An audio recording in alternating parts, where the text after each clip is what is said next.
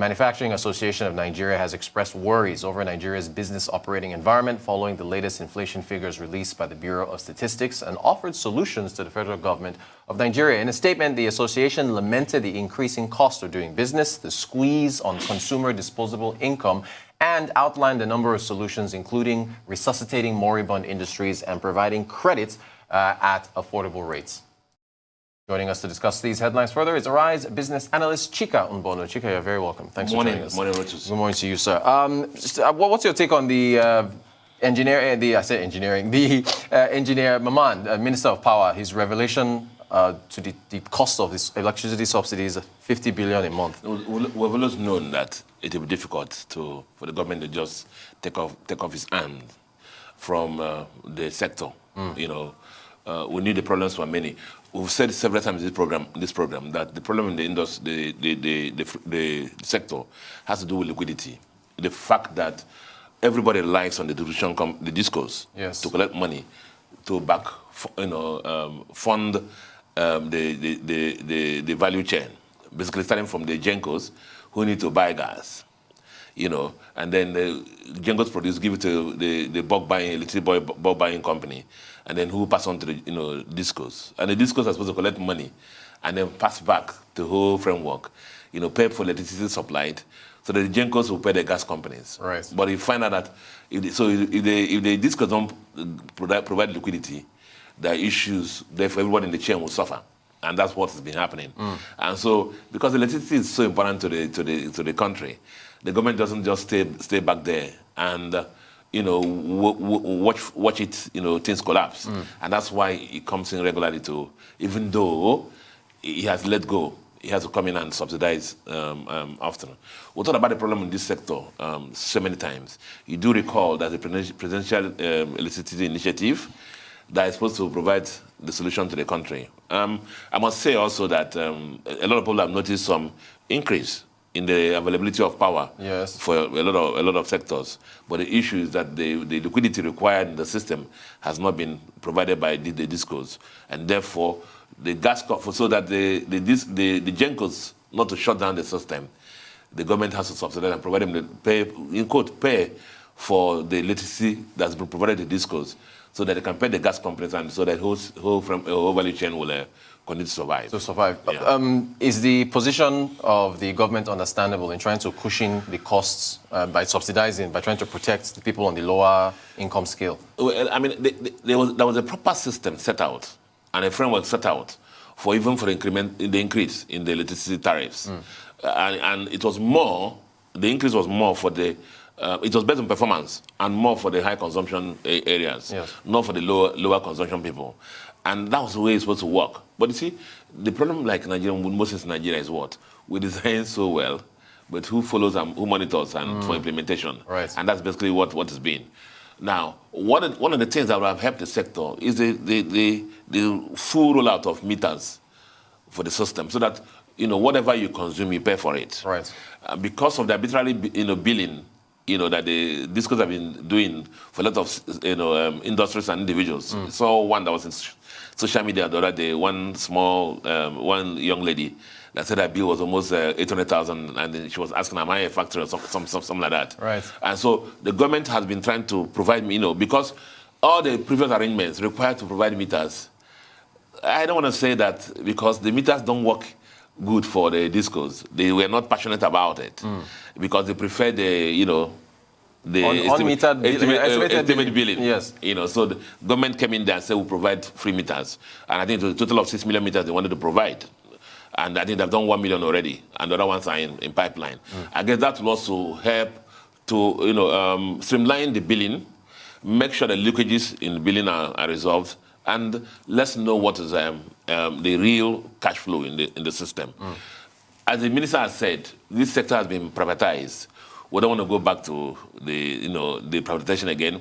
The issue is that there were so many mistakes there.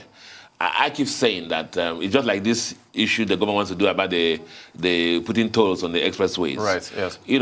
The plans. The people are going to submit plans. When they were acquiring discos, there were plans that were submitted, including investment plans, and other things. Funding they will bring in. equipment they're going to bring in and so on and so forth.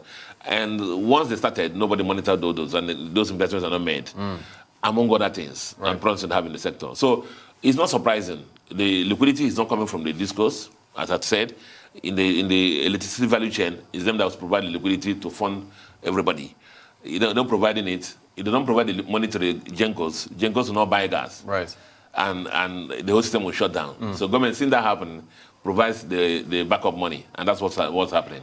Okay, so Chika, thank you for the very clear explanation. So now, going forward, though, some of the metrics they use to measure the cost of power is dependent on inflation, the market against inflation, also market against the exchange rate. Exchange rate. So you were here with us yesterday talking about inflation. So that's rising. Exchange rate is, I mean, how it means that tariff should be going up?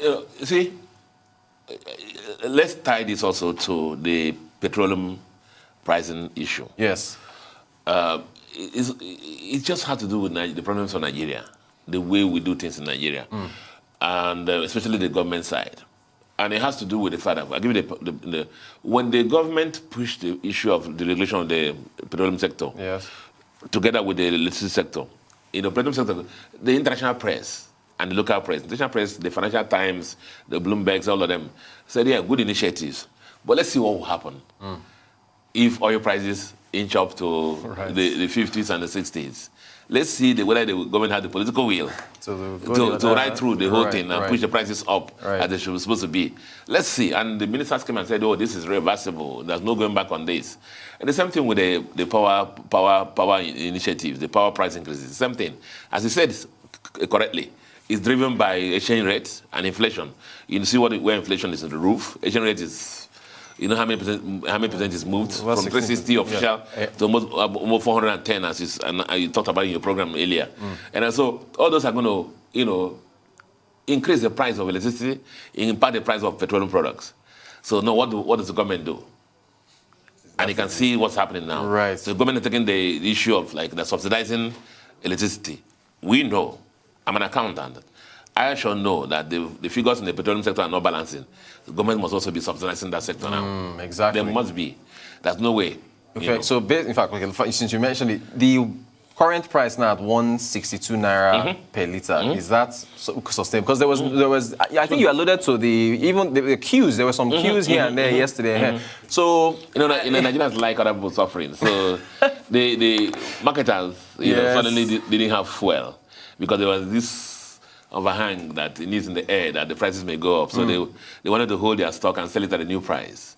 And that's why it's seeing the queues out there. But NNPC has come and said there's not going to be any increase. If there's not going to be any increase, you will see NNPC doing their creative accounting as usual and say, call it on the recovery. And we're going to see that will come back into the budget. Remember, this year's budget didn't have anything for subsidy. Correct. So we'll see how that's going to play out. Number of issues. Okay, Chika, please, let's talk about this Manufacturing Association of Nigeria's statement. The reaction to inflation. Yes. I mean, there's nothing new about that. We know, listen, inflation, one of the impacts of inflation is what? As I talked about in the program yesterday. Yes. The consumer purchasing power will what? Reduce. Will reduce, yeah. Your naira, your salary is not increasing. So then your naira is buying less. So if you're going to the factory, you used to buy maybe 4 cartons of milk before, you only buy 1. So the impact of that is what? You're going to have built up inventory in the factories. Yes. So all the manufacturing companies as they produce, they'll not be able to sell. And you know the impact of that in their business and profitability. Correct, yes. Now, so you work that back also and say, how do you help the process? The two elements. There's inflation there. Now, inflation is driven by food. Now, how you know it's not just exchange rate and all those that are driving inflation. It's the fact that the core inflation is just there above 10%, 11%. Yes. Are you with me? I'm with you. And it's just marginally increasing. Whereas the food inflation is what? It's moving up. Skyrocketing, so yes. The fundamentals are basically of exchange rate, other price increases. So the major issue with food inflation actually is the fact that it's scarcity, supply. Yes. We have problem with supply. We already talked about the fact that the food belts are all, in trouble because of the bandits and the challenges we have.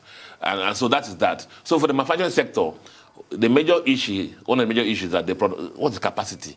If you travel to the industrial belts in Aba, yes, industrial belts in Newi, if you move to Onitsha too, go to even Ikeja industrial estate, you find a lot of them are shut down.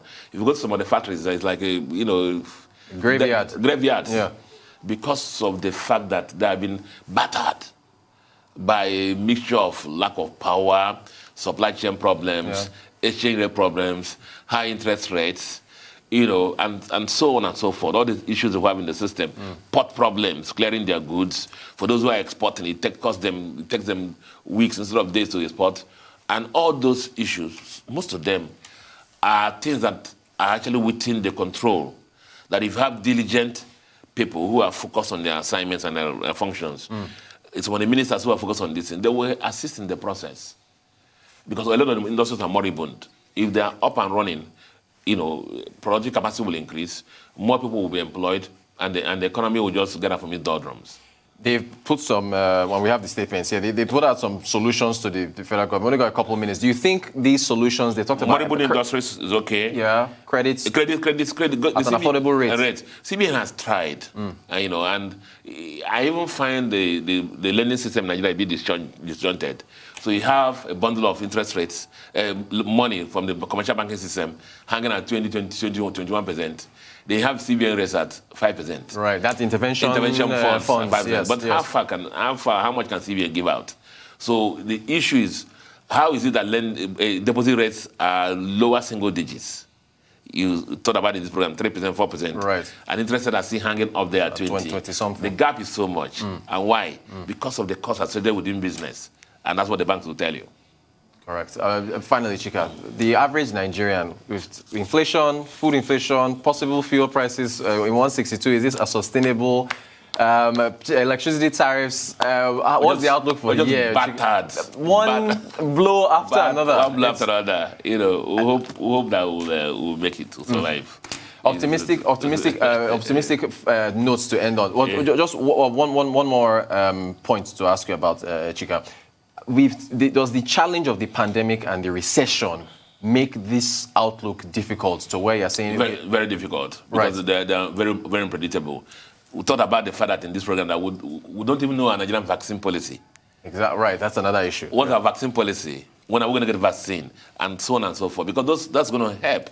Other serious countries are actually pushing things, and you can know that predictability. What we're hearing is that maybe in 2 years' time, 100 Nigerians will be vaccinated. It doesn't work that way, because the economy needs to be brought back to normality. And vaccination is what we're going to have that. But in Nigeria, we don't know what's going to happen. We're getting I always enjoy talking to you. So Q4 GDP is going to be out tomorrow. Anyway, Chika, it's always a pleasure having you. Arise business analyst Chika Onbono, thank you so much for giving us your insights. Thanks a lot.